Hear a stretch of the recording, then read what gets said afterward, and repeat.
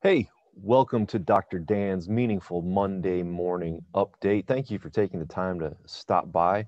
My hope here is to hopefully provide you with a little dose of mental health and meaning to take with you throughout your day, maybe to help you discover a little bit more meaning in your day to day work. As I was sharing with you last week on the topic of suffering and kind of flipping through my little black book of quotes, I don't know when I started doing this. I wish I could remember because there's some really great ones in here. And I came upon one that, well, I mean, obviously I wrote these down for a reason. So I would guess they all have some kind of significance or meaning to me. But this one really struck me today. And I'll tell you why. But let me share the quote with you. Um, I don't know. I think of it as a little bit of poetry. This is actually some writing. I'll tell you who it's from in a minute, but it goes like this. So do we pass the ghosts that haunt us later in our lives. They sit undramatically by the roadside like beggars, and we see them only from the corners of our eyes, if we see them at all.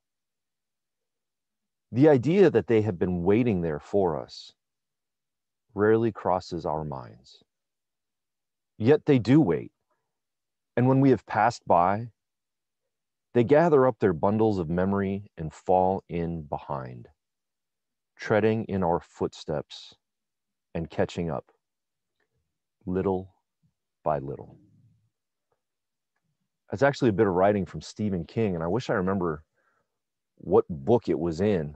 Um, Maybe one of you out there can help me with it. But that idea of those memories treading behind us, following us throughout life, reminds me of a really important topic I deal with all too often in my office, but one I deal with this time of year personally.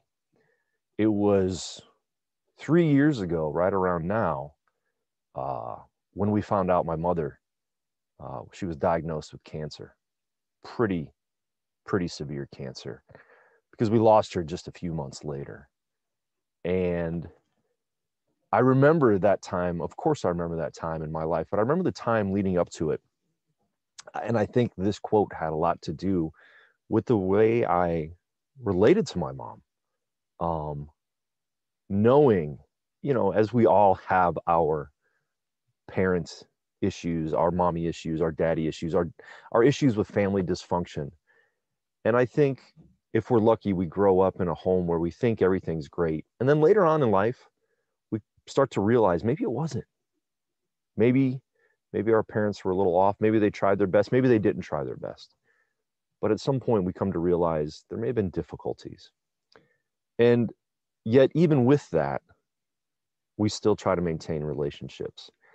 And I think for me, this bit of writing, this quotation, comes to remind me that it's so important in those family relationships, in those relationships in life we consider to be important, whether it's a family member or a good friend, to always be aware to say what needs to be said with honesty, with love and caring, and without regret.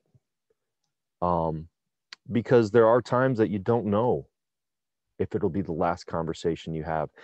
And I think one of the most difficult things for me to help any person with, whether it's through mental health, cognitive behavioral counseling, or logotherapy and existential analysis, whatever the idea, it's very hard to help somebody process the regret of a relationship, a regret of not having said what needs to be said, a regret of not trying to have that relationship before the person is gone.